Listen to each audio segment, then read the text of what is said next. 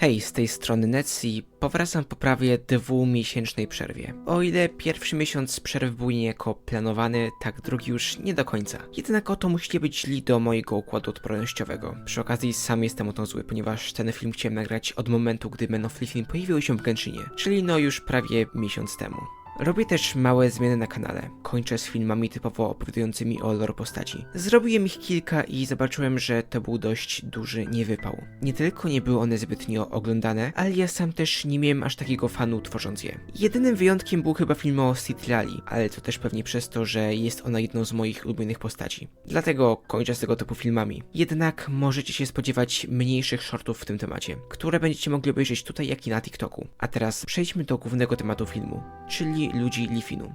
Zanim jednak zacznę analizować Men of Legion, na samym początku ją streszczę.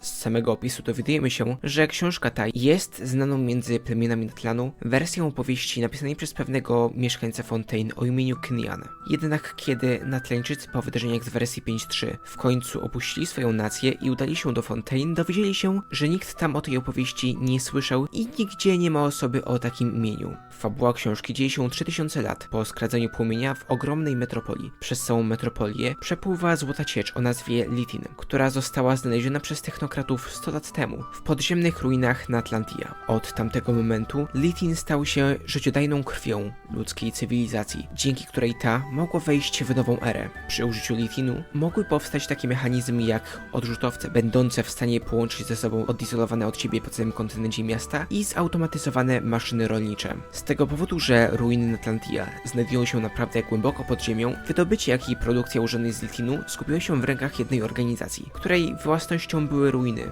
zgromadzenia technokratów. Jednak popyt na Litin zaczął się zwiększać, a wraz z nim ryzyko wojen między miastami o pozyskanie surowca.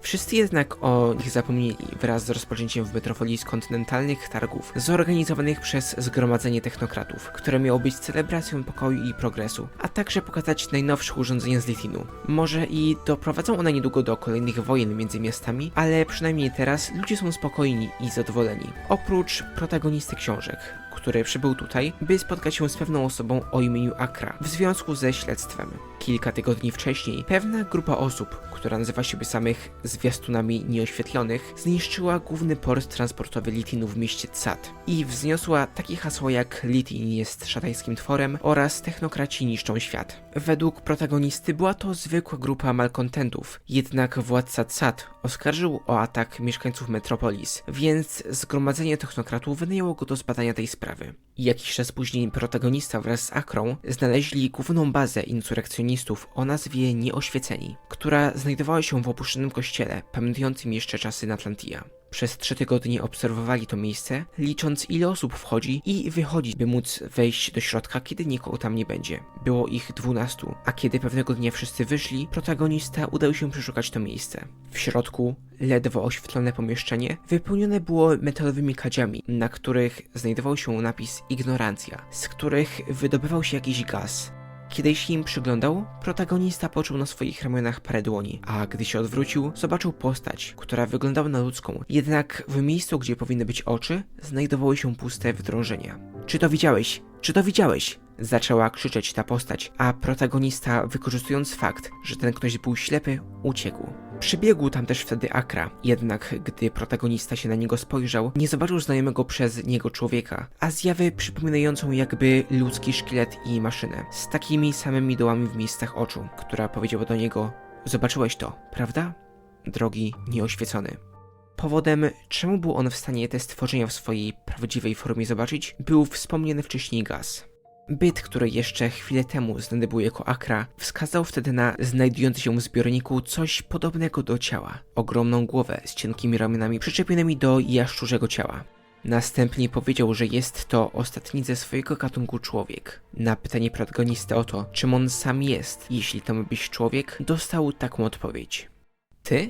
Jeśli chodzi o tych, co żyją na powierzchni, mopsy, żuki, mali, szarzy ludzie, przez wieki nazywaliśmy ich na różne sposoby. Jednak nieważne jakiego słowa użyjesz, są to stworzenia stworzone przez nas. Ich biologiczne funkcje są w perfekcyjnym kontraście do naszych. Środowisko, w którym żyją, jest dla nas toksyczne i vice versa. Właśnie z tego powodu degradacja, której się dopuszczają, jest kluczowa dla naszego powrotu.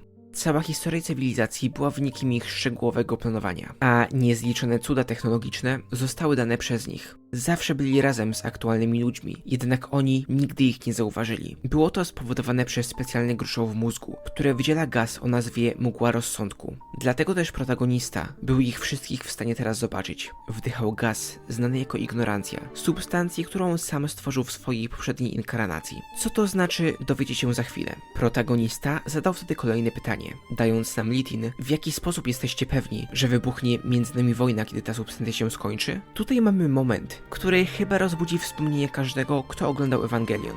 Lithin, cudowna substancja odnaleziona w ruinach Atlantian, jest opartą na energii formą tych stworzeń. Ich cywilizacja doprowadziła kiedyś do wojny, która doprowadziła do pokrycia całej planety przez szkodliwą substancję. Przetrwali ludzie, schowali się pod ziemią i postanowili przemienić samych siebie w czystą energię i przechować w biokryptach. Po tym stworzyli nowy gatunek, który był w stanie przetrwać na zanieczyszczonej planecie. Mieli nadzieję, że doprowadzą oni do biodegradacji zanieczyszczeń, przez co będą mogli powrócić na powierzchnię. Jednak w ten sposób doszłoby do zniszczenia nowych ludzi. Ich powrót miał rozpocząć się wraz z momentem, gdy odnaleziony zostanie Lithin. Kiedy nowy gatunek zacznie go używać, dawni ludzie zaczną powoli wychodzić na powierzchnię. Gatunek współczesnych ludzi miał też zostać stworzony w ten sposób, by byli łatwo kontrolowani przez chciwość i chęć zwycięstwa. Nieoświeceni mają temu zaprzeczać, jednak to tylko przez to, że nie zostali oni jeszcze pokonani przez ewolucję. Protagonista został następnie zaprowadzony do pomieszczenia, w którym przechowywane były wspomnienia niezliczonej generacji nieoświeconych. Kiedy poprzedni ludzie zdecydowali się zamienić w Lithin, pewna grupa się temu sprzeciwiła. Nie chcieli oni bowiem utracić swojej indywidualności i połączyć się w jeden byt razem z innymi. Z tego też powodu zostali nazwani nieoświeconymi. Ci, którzy zdecydowali się zmienić w Lithin, nie mogli zmusić do zrobienia tego samego nieoświeconych, dlatego pozwolili im żyć inkarnację za inkarnacją wraz z nowym gatunkiem na powierzchni. Jednym z nich okazał się być sam protagonista, był on liderem nieoświeconych. Zobaczył on wtedy wspomnienia dawnych uczonych, poetów i wojowników. Każde z tych wspomnień miało jedną wspólną rzecz. Na samym początku ukazana była ogromna postać, która swoim cieniem pokrywała tych, którzy zostali wygnani z antycznego miasta. Figura ta coś mówiła, jednak protagonista nic nie był w stanie zrozumieć. Wiedział jednak, że go pragnie. Być może każda generacja nieoświeconych powraca do tego miejsca, by dać swoją odpowiedź. Dobra, cała książka została już poniekąd streszczona, więc można się zastanawiać, o co w niej chodzi. Na razie zwróćmy uwagę na okładkę.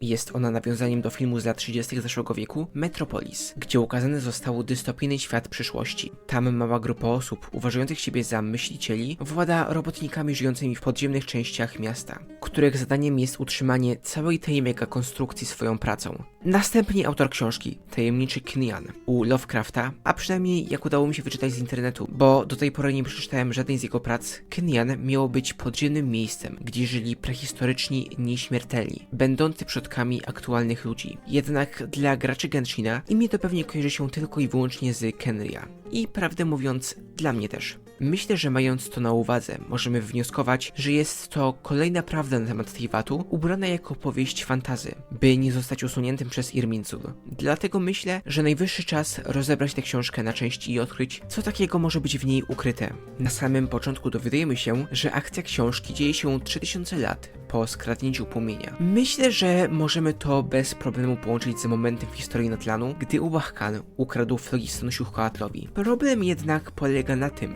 że z informacji, które mamy, wydaje się, że miało to miejsce maksymalnie 2000 lat temu. Cały kontynent, na którym dzieje się akcja, myślę, że można bez problemu połączyć z samym Khenria, gdzie, jak wiemy, istniały maszyny zajmujące się uprawą roli, które teraz znamy jako zabójcze Ruingardy. Tak samo latające maszyny mogą być Ruin Drake'ami. Jeśli tak jest, to Lithin możemy uznać jako Azusite, czyli używaną w Khenria moc do budowy tych konstrukcji. Azusite według Rene ma dokładnie taką samą budowę jak energia elementów, więc możemy domyślić się, że stworzyli je pozyskując natlenowy Phlogiston, który, jak wiemy z Archon Questu wersji 5.1, posłużył się jako podstawa do stworzenia 7 elementów Teivatu. I tutaj możemy założyć foliowe czapki.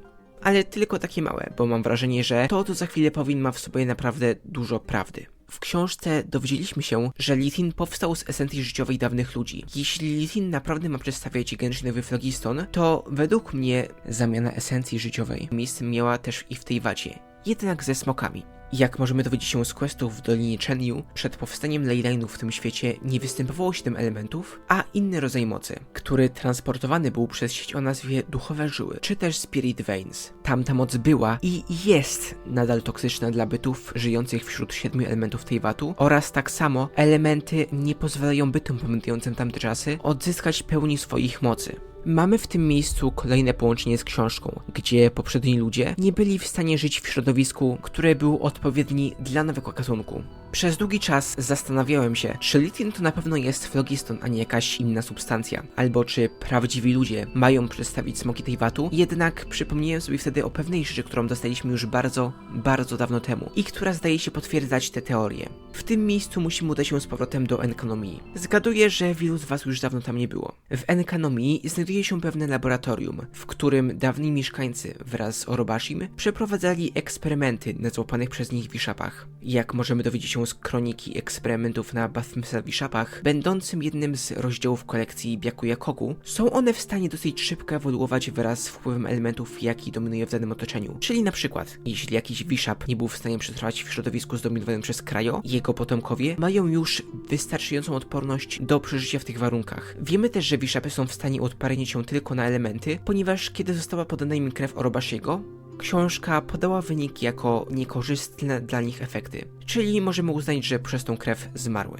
To tylko potwierdza nam, że smoki wydają się mieć wrodzoną umiejętność swojej modyfikacji wraz z wpływami elementów Teyvatu. A jeśli phlogiston, czyli podstawa wszystkich elementów, jest naprawdę stworzony z siły życiowej smoków, to tym bardziej ma to sens. Wyjaśnię to też, czemu mówimy o 7 smoczych władcach, gdzie każdy powiązany jest z danym elementem. Skoro jeśli elementy stworzone są przez Celestię, to w jaki sposób smoki te są elementarnymi bytami? Mając to, co przed chwilą powiedziałem na uwadze, można wyjaśnić to w prosty sposób. Nagromadzenie elementów w Teyvacie zmusiło smoki do ewolucji, by przetrwać. A jak już zacząłem mówić o ewolucji, to kontynuujmy ten temat. Według nieoświeconych, aktualni ludzie w przeciwieństwie do tych poprzednich nie mają zdolności ewolucji. My dzięki Ubahkanowi wiemy natomiast, że w samym Teyvacie także jest to prawda. Przypomnę, że marzył on o powrocie smoków do dawnej świetności poprzez stworzenie nowej rasy, będącej mieszanką ich i ludzi. Jednocześnie wspominał też o tym, że tylko smoki posiadają umiejętność ewolucji. Można więc powiedzieć, że w dalszej części jego planu koncept człowieczeństwa, jaki znamy, miał kompletnie zniknąć. W planie przeszkodził mu jednak jego syn Oczkan, który widział piękno w ludzkości. Powiedziałbym, że o ile Ubahkan, jak i dawni ludzie w książce dążą do wspólnego celu, tak chcą oni obrać różne drogi. Kiedy Ubahkan widzi ratunek dla smoków poprzez ich wspólną ewolucję z ludźmi, tak książkowi nieoświeceni widzą ratunek dla siebie poprzez samoanihilację aktualnych ludzi. W ten sposób możemy dowiedzieć się, jaki był prawdopodobnie plan Siuhkaatla.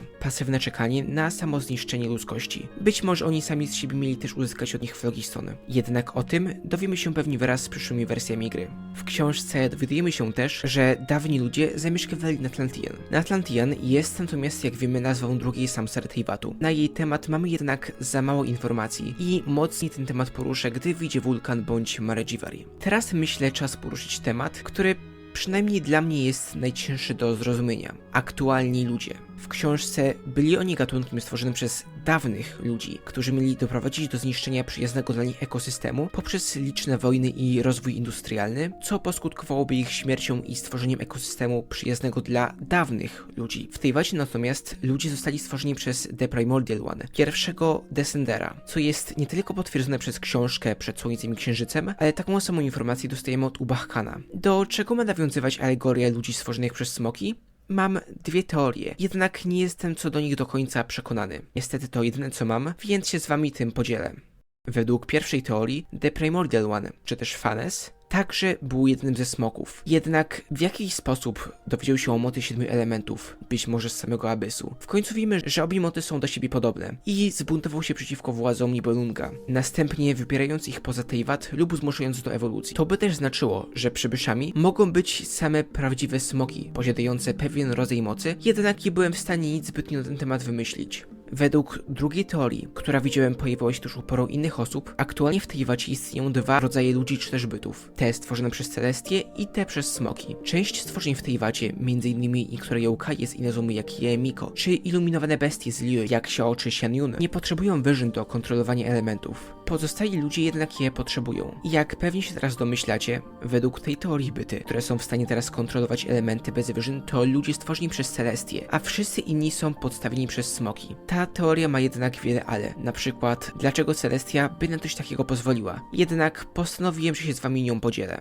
Ostatni temat książki, na którym się pochylę, dotyczy możliwego ukazania nam, co możemy spotkać w Notkraju. Jak wiemy, cała akcja książki dzieje się na jednym kontynencie i znamy dwie nazwy znajdujących się tam miast: Metropolis i Cad. Kenyan, czyli imię autora książki, ma nawiązywać natomiast do podziemnego miejsca zamieszkałego przez tajemniczą rasę u Lovecrafta. W samym Kenyan znajdowały się też miasta, a jednym z nich było Cad oraz grota o nazwie Nkai, gdzie mieszkała cywilizacja stworzeń żyjących bez światła. Nazwa Nkai podobna jest do Notkraj, jak i Honkai, co może też ukazywać jakieś połączenie tego miejsca z Abyssem, ale nie chcę zapędzać się w tamtą stronę. Jak wspomniałem wcześniej, kontynent ma być alegorią do Kenria, więc co ma do tego Notkraj, który jest autonomicznym regionem Snezhnai? Jak wiemy od Hellcast eventu On the Trail of Behemoths, Notkraj składa się z wielu różnych wysp, a jedna zamieszkiwana jest przez grupę o nazwie Synowie Mroźnego Księżyca, którzy władają dziwną mocą i wydają się modlić do księżycowego bóstwa. Według mnie mogą oni być dawnymi mieszkańcami Kenria, albo ich potomkami, którzy przetrwali kataklizm. Wiem, że Kenriańczycy mieli być osobami niepowiązanymi z żadnym bogiem, ale mając przykład samego Klotara możemy zobaczyć, że po tym wydarzeniu niektórzy odwrócili się od swoich pierwotnych ideałów. Poza tym sama nazwa Cad jest dosyć podobna do Car, a Snezhnaią rządzi Carica.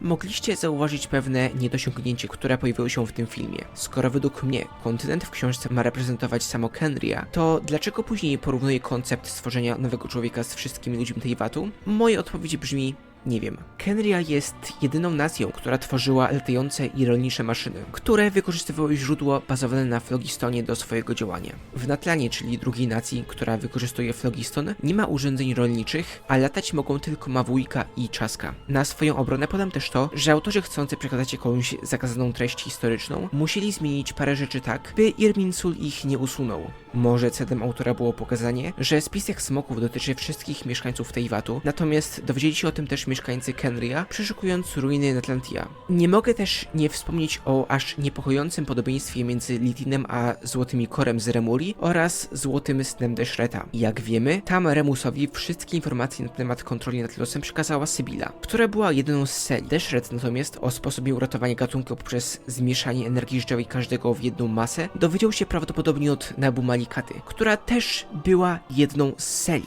Z tego wynika, że albo Celestia wie o planie smoków i nic z tym nie robi, albo same smoki dowiedziały się o tej opcji jeszcze od kogoś innego o wiele wcześniej. Jest też szansa na to, że każdy w tej wacie obejrzał Ewangelion. Cały Gershon to w ogóle jedna wielka referencja do Ewangeliona.